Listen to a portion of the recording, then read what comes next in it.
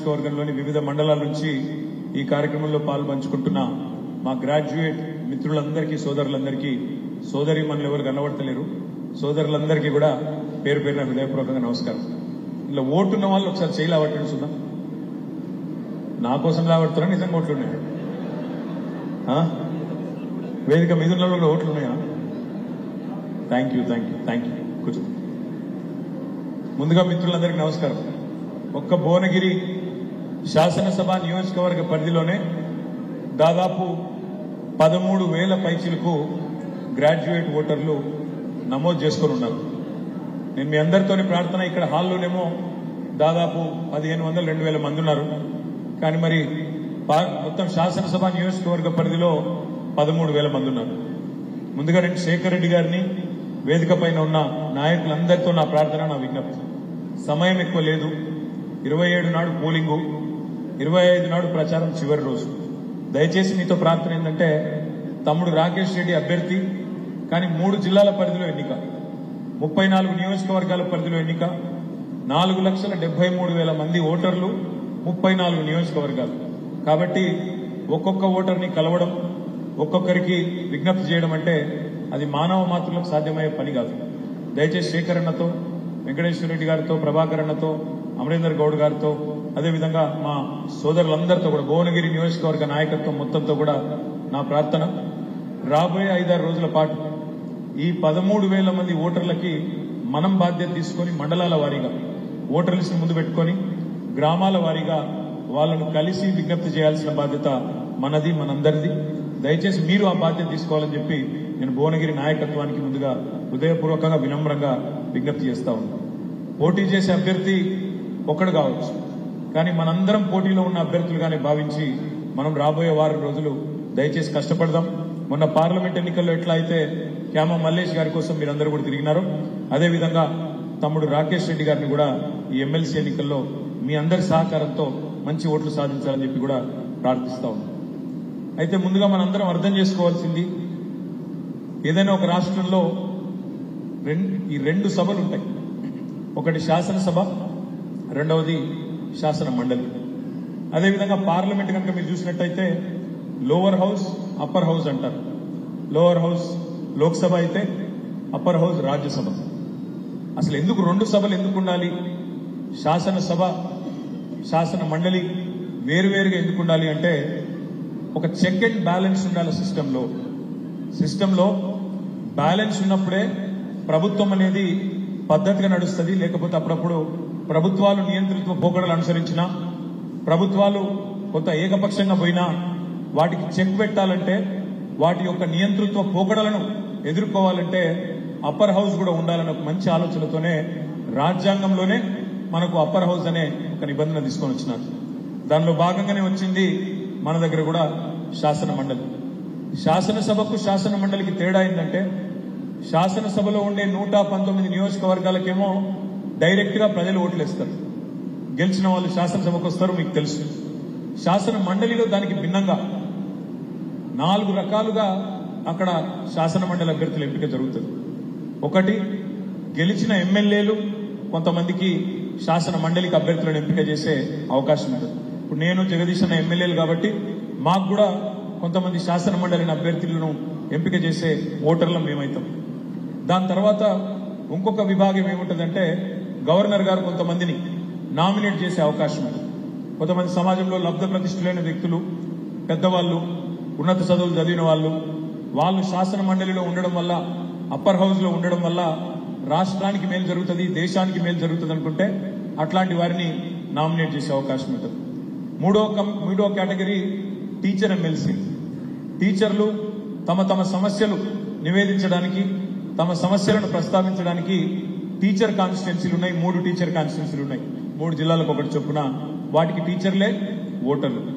4వ కేటగిరీ విద్యావంతుల సమస్యలు. చదువుకున్న విద్యావంతుల సమస్యలను, గ్రాడ్యుయేట్ల సమస్యలను, అంటే ఉపాధి కల్పనకు సంబంధించి కానీ, ఉద్యోగాలకు సంబంధించి కానీ, లేదా ఆల్రెడీ ఉద్యోగంలో ఉంటే సర్వీస్ పరమైన సమస్యలు కానీ, వీటన్నిటినీ లేవనెత్తడానికి ఒక మంచి గొంతు, మంచి వ్యక్తి అక్కడ ఉండాలనడానికి ఈ 4వ కేటగిరీ. ఇవాళ తమ్ముడు రాకేష్ రెడ్డి గారు పోటీ చేస్తున్న గ్రాడ్యుయేట్ కేటగిరీ ఆ కేటగిరీలో ఉంటుంది. మొత్తం కౌన్సిల్లో ఇంకో కేటగిరీ కూడా ఉంది, లోకల్ బాడీ ఎమ్మెల్సీ.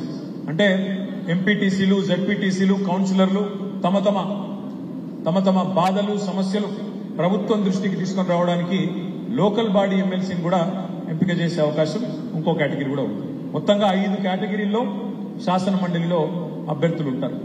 మొత్తం 40 మంది ఎమ్మెల్సీలు ఉన్నారు ఈరోజు మన శాసన మండలిలో. నేను మీ అందరినీ ప్రార్థించేది ఏంటి అంటే, మనం ఎవరికి ఓటేస్తున్నాము అనేది పార్టీతో పాటు అభ్యర్థి గుణగణాలు కూడా తప్పకుండా చూడవలసిన బాధ్యత, తప్పకుండా ఒకసారి ఆలోచించి ఓటు వేయాల్సిన బాధ్యత విద్యావంతులుగా మనందరి మీద కూడా ఉంటుంది.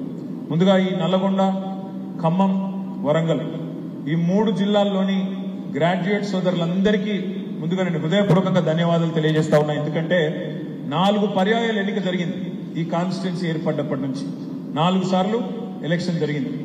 4 సార్లు గులాబీ కండువానే ఎగిరే విధంగా తీర్పునిచ్చిన మీకు హృదయపూర్వకంగా నేను ధన్యవాదాలు తెలియజేస్తా ఉన్నాను. మొదటి 2 సార్లు ఆనాడు కపిలవాయి దిలీప్ కుమార్ గారిని ఎమ్మెల్సీగా మీరే గెలిపించినారు ఉద్యమ టైంలో. ఆ తర్వాత మరి తెలంగాణ ఏర్పడ్డ తర్వాత శాసన మండలికి 2 సార్లు గ్రాడ్యుయేట్ ఎమ్మెల్సీగా డాక్టర్ పల్లా రాజేశ్వరరెడ్డి గారిని కూడా మీరే గెలిపించినారు.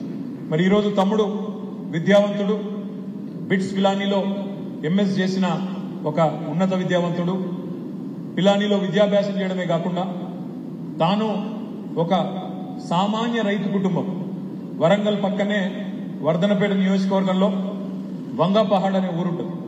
ఆ ఊరిలో ఒక సామాన్య రైతు కుటుంబం నుంచి వచ్చిన మొదటి తరం నాయకుడు తమ్ముడు రాకేష్ రెడ్డి, మీలో ఒకడు. అందులోంచి వచ్చిన తమ్ముడు చదువుకున్నాడు, సొంతంగా విద్యాభ్యాసం కూడా బిట్స్ పిలానీలో ఏ పైరవి లేకుండా మంచి మార్కులు సంపాదించి బిట్స్ పిలానీలో సీట్ సంపాదించుకున్నాడు. బిట్స్ పిలానీలో గోల్డ్ మెడల్ సాధించిన తర్వాత అక్కడి నుంచి అమెరికాలో దాదాపు 7 సంవత్సరాలు ఉద్యోగం చేసింది. అక్కడి నుంచి 7 సంవత్సరాలు ఉద్యోగం చేసినా కావాలంటే అక్కడే కోట్ల రూపాయలు సంపాదించుకుంటూ స్థిరపడే అవకాశం ఉన్నా లేదు, నేను నా దేశానికి పోతా, నా రాష్ట్రానికి పోతా, నా తెలంగాణకు పోతా అని చెప్పి తిరిగి వచ్చి ఇక్కడ మరి ప్రజా జీవితంలో అడుగుపెట్టాడు.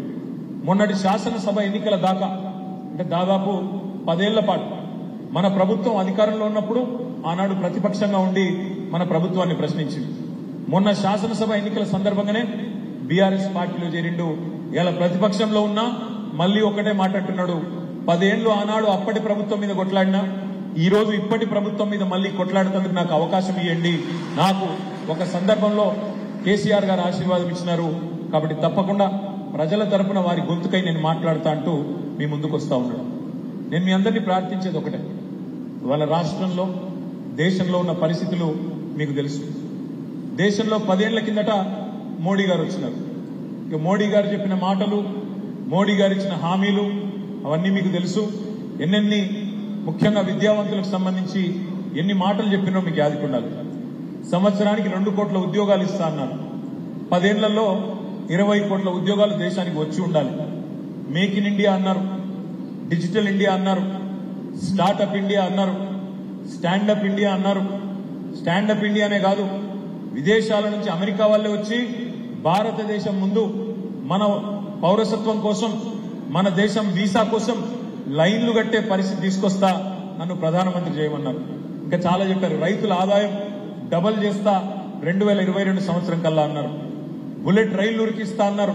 అట్లా చాలా ఉన్నాయి చెప్పిన మాటలు. కానీ 10 ఏళ్లలో జరిగిందేది నిజంగా అని ఆలోచిస్తే జరిగింది పెద్దగా ఏం లేదు. ముఖ్యంగా ఈ దేశంలోని సామాన్యులకు ఒరిగిందేమీ లేదు. రైతు బిడ్డలు మీరందరూ కూడా తమ్ముడు రాకేష్ రెడ్డి గారు చెప్పినట్టు నాకు తెలిసి బహుశా ఈ హాల్లో కూర్చున్న వాళ్ళలో 95-99% రైతు బిడ్డలే అయి ఉంటారు, లేదా రైతు కుటుంబం నుంచి వచ్చిన వాళ్ళే అయి ఉంటారు. మీరు దయచేసి ఒక మాట ఆలోచించమని చెప్పి నేను కోరుతా ఉన్నాను. రైతుల ఆదాయం డబల్ చేస్తానని చెప్పిన నరేంద్ర మోడీ గారు నిజంగా ఈ దేశంలో ఎక్కడన్నా ఒక్క రైతు ఆదాయమైనా డబల్ అయిందా? దయచేసి మీరు గుండె మీద చేసుకుని ఆలోచించి చెప్పండి అని నేను కోరుతా ఉన్నాను. మాట్లాడితే ఎందుకు ఓటేయాలయ్యా నీకు మోడీ గారు మీ క్యాండిడేట్లకు అంటే వాళ్ళు చెప్పేది ఒకటే, నువ్వు ప్రశ్నిస్తే మా కాజీపేట కోచ్ ఫ్యాక్టరీ ఏమైంది, బయ్యారం ఉక్కు కర్మాగారం ఏమైంది, ఎందుకు తెలంగాణకు విద్యా సంస్థలు ఇయ్యరు అని అడిగితే సమాధానం రాదు. కానీ ఒకటే ఒకటి వాళ్ళు చెప్పేది, మేము గుడి కట్టినాం కాబట్టి మాకు ఓటేయండి. ఇది తప్ప ఇంకో సమాధానం లేదు. ఇంకొక సమాధానం రాదు. మరి గుడి మనం కూడా కట్టినాం, ఎక్కడో కాదు మీ భువనగిరి పక్కనే బ్రహ్మాండంగా యాదాద్రి ఆలయాన్ని అపురూపంగా 1000 ఏళ్ల పాటు నిలిచిపోయే విధంగా నిర్మించిన నాయకుడు మన నాయకుడు కేసీఆర్ గారు. గుడి కట్టడమే ప్రాతిపదికైతే, గుడి కట్టడమే ఓటేయడానికి ప్రాతిపదికైతే యాదాద్రి కట్టింది కేసీఆర్ గారు. కానీ యాదాద్రి మాత్రమే కాదు, కేసీఆర్ గారు ఆధునిక దేవాలయాలు కూడా కట్టిండు. మోడర్న్ టెంపుల్స్ ఆఫ్ డెమోక్రసీ అంటాం. మన కాళేశ్వరం లాంటి ప్రాజెక్ట్, మన పాలమూరు రంగారెడ్డి ఎత్తిపోతల పథకం లాంటి ప్రాజెక్ట్ కట్టడంతో పాటు అందులో కట్టిన ప్రతి రిజర్వాయర్కు కూడా దేవుడి పేరు పెట్టిండు కేసీఆర్ గారు. బ్యారేజీలు కడితే Lakshmi barrage, Saraswati barrage, Parvati barrage. రిజర్వాయర్లు కడితే మల్లన్న పేరు మీద మల్లన్న సాగర్, పోచమ్మ పేరు మీద కొండ పోచమ్మ సాగర్, రంగనాయక స్వామి పేరు మీద రంగనాయక సాగరు, ఇంకో కిందికి పోతే రాజరాజేశ్వర సాగరు, అన్నపూర్ణ. ఇట్లా దేవుళ్ల పేర్ల మీదనే, మానవ మాతృల పేర్లు పెట్టలేదు, అతిశయానికి పోలేదు, దేవుళ్ల పేర్ల మీదనే రిజర్వాయర్ కట్టిండు. ఇటు యాదాద్రి దేవాలయం కట్టిండు, అటు ఆధునిక దేవాలయాలు కట్టిండు. కేసీఆర్ గారు గత 9.5 ఏళ్లలో చేసిన పని ఇవాళ ఒక్కొక్కటిగా దాని విలువ మన సోదరులకు కూడా అర్థమవుతా ఉంది. వాస్తవంగా జరిగింది ఏంటి అంటే, మా శేఖరన్న ఎందుకు ఓడిపోయిండో నేను అడిగినా. శేఖరన్న కాదు, ఇవాళ రాష్ట్ర వ్యాప్తంగా మీరు చూసినట్టయితే బీఆర్ఎస్ పార్టీ ఓడిపోవడానికి నిజానికి పెద్ద కారణాలు లేవు. వాస్తవంగా జరిగింది ఏంటి అంటే, పని అద్భుతంగా చేసినాం. మీరు ఒక్కసారి నెమరేసుకోండి. 2014లో కేసీఆర్ గారు ముఖ్యమంత్రిగా పదవి బాధ్యతలు చేపట్టిన నాడు ఇదే భువనగిరిలో ఆనాటి కరెంటు పరిస్థితి ఏంది, ఆనాటి సాగునీరు పరిస్థితి ఏంది, ఆనాడు భూముల ధరలెంత, ఆనాటి మరి పరిస్థితి ఏంది, ఈ రోజు పరిస్థితి ఏంది, బేరీజు వేసుకుంటే నాకంటే బాగా మీకే తెలుస్తుంది. కేసీఆర్ ఉన్న రోజులు కరెంట్ ఎట్లుండే, కేసీఆర్ ఉన్న రోజులు సాగునీరు ఎట్లా అందింది, కేసీఆర్ వచ్చిన తర్వాత నల్లగొండలో ఫ్లోరోసిస్ సమస్య ఎట్లా మాయమైంది, మొత్తం తెలంగాణ భారతదేశానికి ధాన్య బండగారంగా మారితే, ధాన్యాన్ని అందించే ఒక కర్మాగారంగా మారితే, అందులో ఇవాళ నల్లగొండ బిడ్డలు కాలర్ ఎగిరేసి చెప్పొచ్చు మీకు. ఏమని? దేశం మొత్తానికి బువ్వ పెడుతున్నది మా తెలంగాణ అయితే, మొత్తం తెలంగాణలో అత్యధికంగా వరి పండించిన జిల్లా నల్లగొండ జిల్లా అని చెప్పి వాళ్ళ నల్లగొండ బిడ్డలు గర్వంగా చెప్పుకునే స్థాయికి తీసుకొచ్చింది కేసీఆర్. ఉమ్మడి నల్లగొండను 3 జిల్లాలు చేసింది కేసీఆర్. అధికార వికేంద్రీకరణలో భాగంగా యాదాద్రి భువనగిరి ఒక జిల్లా, సూర్యాపేట మరొక జిల్లా, నల్లగొండ జిల్లా ఎట్లా ఉంది. ఒక్క గవర్నమెంట్ మెడికల్ కాలేజీ లేని ఉమ్మడి నల్లగొండ జిల్లాకి 3 మెడికల్ కాలేజీలు పెట్టిన ఘనత కూడా కేసీఆర్ ప్రభుత్వానిదే. ఫ్లోరోసిస్ సమస్యను శాశ్వతంగా పరిష్కరించింది కేసీఆర్ ప్రభుత్వం. భారతదేశంలోనే అతిపెద్ద విద్యుత్ ఉత్పత్తి కేంద్రం గౌరవ మంత్రి జగదీశ్వర్ రెడ్డి గారి నాయకత్వంలో ఆనాడు, ఈరోజు మీరు చూసే ఉంటారు పేపర్లలో వార్త, మొదటి 1600 మెగావాట్ల కమిషన్ అయింది దామరచెర్లలోని యాదాద్రి విద్యుత్ ఉత్పత్తి కేంద్రంలో అని. అట్లాంటి అద్భుతమైన అల్ట్రా మెగా పవర్ ప్రాజెక్టు కట్టింది కేసీఆర్ గారి నాయకత్వంలో. ఉమ్మడి నల్లగొండ జిల్లా అత్యధికంగా వరి పండించే స్థాయికి మొత్తం భారతదేశంలో ఏదైనా ఒక జిల్లా ఉంది అత్యధికంగా వరి పండించే జిల్లా అంటే ఆ స్థాయికి చేరింది కేసీఆర్ గారి పరిపాలనలోనే. కానీ ఓడిపోయినాం. 12 సీట్లుంటే 11 సీట్లు ఓడిపోయాను. మీరు అడగొచ్చు, మరి అన్న మీరు అన్ని పనులు చేసింటే ఎందుకు ఓడిపోయింది అని. ఎందుకు ఓడిపోయినామో కూడా మీతో వివరంగా పంచుకోవాల్సిన బాధ్యత మా మీద ఉంది. 2 కారణాలు. ఒకటి, చేసిన పని మేము సరిగ్గా చెప్పుకోలేదు. ఒక్క మెడికల్ కాలేజీ లేని నల్లగొండకు 3 మెడికల్ కాలేజీలు ఇచ్చినాం కానీ ఆ విషయాన్ని ఇంటింటికి చెప్పుకోలేకపోయినాం. వాళ్ళు ఒక్క గుడి గట్టి అయోధ్యలో ఎక్కడో 1000 కిలోమీటర్ల అవతల వాళ్ళు ఇల్లు చెప్పుకున్నారు కానీ పక్కనే అద్భుతమైన యాదాద్రి గట్టి కూడా మనం ఇంటింటికి తిరిగి మనం చెప్పుకోలేదు, చేసిన పనికి ప్రచారం కల్పించుకోలేదు. భారతదేశంలోనే అతి పెద్దదైన విద్యుత్ ఉత్పత్తి కేంద్రం మీ నల్లగొండ జిల్లాలోనే, మీ మిర్యాలగూడలోనే కట్టుకున్నాం కానీ దాన్ని నల్లగొండ బిడ్డలకు కూడా సమర్థవంతంగా చెప్పుకోలేకపోయినాం. ఈ 2వ కారణం, కొన్ని వర్గాలను తెలుసో తెలియకనో దూరం చేసుకున్నాం.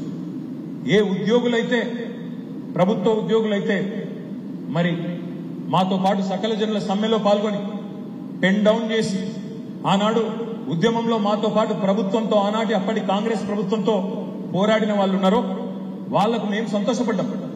73% జీతాలు పెంచినాం కదా, 73% వాళ్లకు ఫిట్మెంట్ ఇచ్చుకున్నాం కదా. జీతాలు కేంద్ర ప్రభుత్వ ఉద్యోగుల కంటే ఎక్కువ జీతాలు ఇచ్చుకుంటున్నాం కదా అని మేము సంబరపడ్డాం. కానీ మొదటి తారీఖు మాకు జీతం రాలేదని వాళ్ళు బాధపడ్డారు. అది ప్రత్యర్థులు ప్రచారం చేసిండ్రు. దాంతోని ఒక సెక్షన్ ఆఫ్ ఉద్యోగులు దూరమైంది. నిరుద్యోగులు మా తమ్ములు ఒకవైపు ప్రభుత్వ రంగంలో 2 లక్షల ఉద్యోగాలు ఇచ్చుకున్నాం. 2 లక్షలు 9.5 ఏళ్లలో భారతదేశంలోని ఏ రాష్ట్రం కూడా, నేను ఎన్నికల సమయంలో కూడా రాహుల్ గాంధీ గారిని సవాల్ చేసిన, బీజేపీ వాళ్ళని అడిగిన, భారతదేశంలో ఒక్క రాష్ట్రం చూపెట్టండి 10 ఏళ్లలో 2 లక్షల ఉద్యోగాలు ఇచ్చిన ఒక్క రాష్ట్రం చూపెట్టండి, ఇచ్చిస్తే నేను పోటీ నుంచి తప్పుకుంటాను కూడా సవాల్ చేసిన సమాధానం రాలేదు. కానీ మేము చెప్పుకోలేకపోయినాం. 2 లక్షల ఉద్యోగ నియామకాలు జరిగినాయి అనే మాట చెప్పుకోలేకపోయినాం.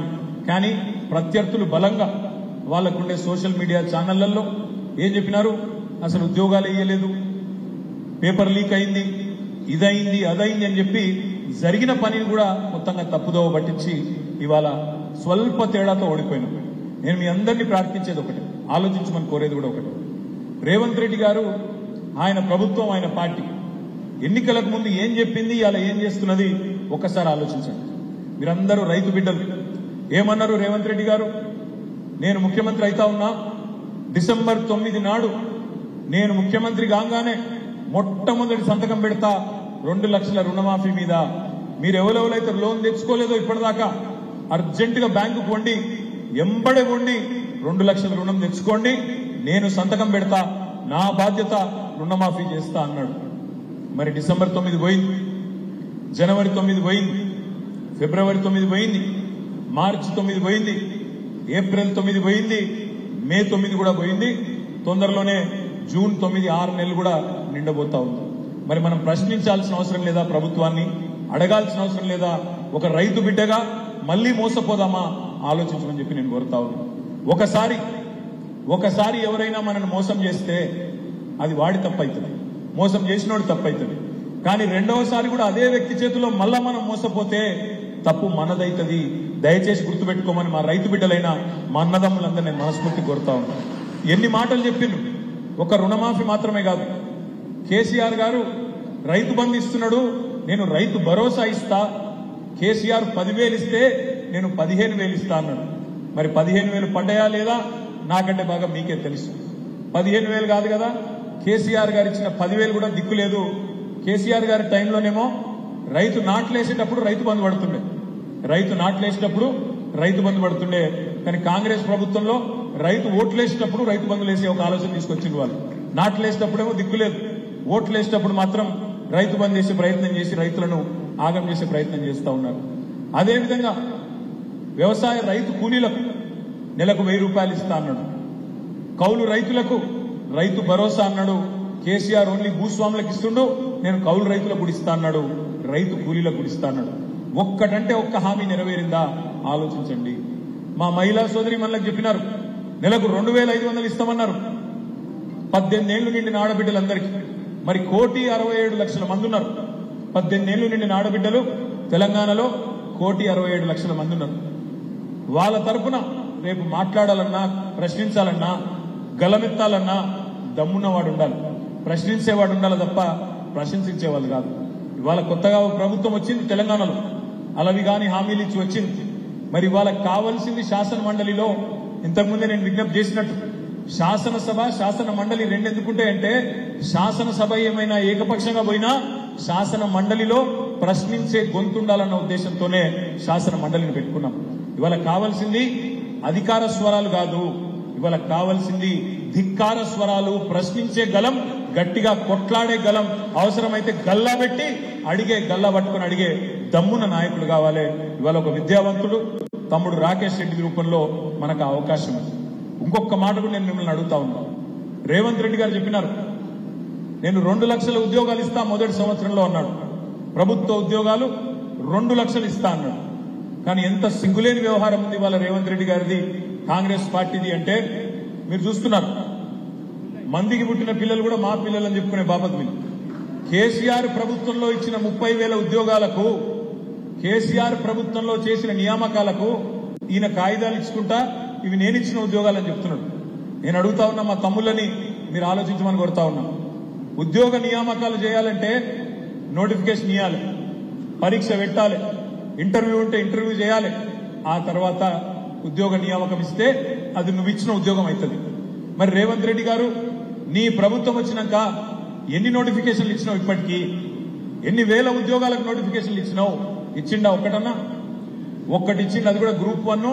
మనము 560 అంటే ఇంకొక 60 కలిపి ఇచ్చినట్టున్నాడు, గదొక్కటే ఇచ్చింది ఇప్పటి వరకు. జాబ్ క్యాలెండర్ అన్నాడు, క్యాలెండర్కు అతి లేదు గతి లేదు. 6 నెలలు కావస్తున్నది, ఈ నెల 9 వస్తే, జూన్ నెల 9 వస్తే 6 నెలలు నిండుతుంది, ఇప్పటిదాకా అతి గతి లేదు. 2 లక్షల ఉద్యోగాలను ఇస్తా మొదటి సంవత్సరం అన్నాడు. మరి ఇప్పటిదాకా కాలయాపన చేసిండు. ఎలక్షన్ కోడ్ వస్తుందని తెలుసు ఆయనకు, తెలిసి కూడా కాలయాపన చేసుకుంటూ టైం పాస్ చేసుకుంటూ నెట్టుకొస్తా ఉన్నాడు. కేసీఆర్ ప్రభుత్వం ఇచ్చిన 30,000 ఉద్యోగాలను నేనిచ్చినా అని చెప్పి పచ్చి అబద్దాలను విద్యావంతులకు కూడా చెప్పి నమ్మించే ప్రయత్నం చేస్తా ఉన్నాడు. అందుకే ఆలోచించండి. ఇంకొక మాట కూడా నేను అడుగుతా ఉన్నాను. ఆనాడు బీఆర్ఎస్ ప్రభుత్వం ఉన్నప్పుడు మనం ఒక 5,000 ఉద్యోగాలతో డిఎస్సి ప్రకటన ఇస్తే ఇదే రేవంత్ రెడ్డి గారు అన్నారు, 5,000 ఉద్యోగాలంటే ఇది డిఎస్సి కాదు, ఇది పూర్తిగానే కాదు, 21,000 ఖాళీలున్నాయి, వెంటనే 21,000 ఖాళీలకు నోటిఫికేషన్ ఇవ్వాలని చెప్పి రేవంత్ రెడ్డి గారు మాట్లాడారు. కానీ మొన్న వార్త వచ్చింది, ఆయన ప్రభుత్వం నిర్ణయం తీసుకున్నది మనం ఇచ్చిన 5,000 ఉద్యోగాలకు మరొక 5,000 ఉద్యోగాలు కలిపి 10,000 ఉద్యోగాలకు నోటిఫికేషన్ ఇవ్వాలని ఆలోచన చేస్తున్నది అని చెప్పి వార్త వచ్చింది. ఈయననే కదా చెప్పింది, మొట్టమొదటి కేబినెట్ లోనే మెగా డిఎస్సి అనౌన్స్ చేస్తా మొదటి కేబినెట్ లో అన్నాడు. మరి ఇప్పటికి ఎన్ని కేబినెట్లు అయినాయి? మరి అడిగేటోడు ఉండొద్దా? క్వశ్చన్ చేసేటోడు ఉండొద్దా? ప్రశ్నించేటోడు, రేపు నిలదీసేటోడు, మా గొంతు పెరిగేటట్టు, మాకు శక్తి సమకూరేటట్టు మాకు ఒక మంచి నాయకుడు తోడు మీరు అందజేస్తే తప్పకుండా శాసన మండలిలో కూడా ప్రశ్నించే అవకాశం ఉంటుంది. ప్రశ్నలు సంధించడమే కాదు, సమస్యలు పరిష్కారం చేసేటోడు కూడా కావాలి. ఇదే రేవంత్ రెడ్డి ప్రభుత్వం చెప్పింది, మేము విద్యార్థుల దగ్గర ఫీజులు వసూలు చేయకుండా రేపటి రోజున పోటీ పరీక్షలు పెడతామని చెప్పింది. టెట్ పరీక్షకు మనం ఉన్నప్పుడు 400 రూపాయలు ఫీజు ఉండే. ఇదే రేవంత్ రెడ్డి గారి పార్టీ మేనిఫెస్టోలో చెప్పింది, ఫ్రీగా పెడతాం, ఫ్రీగానే అన్ని పోటీ పరీక్షలు నిర్వహిస్తామని చెప్పినారు. కానీ ఇలా ఏం చేస్తున్నారు?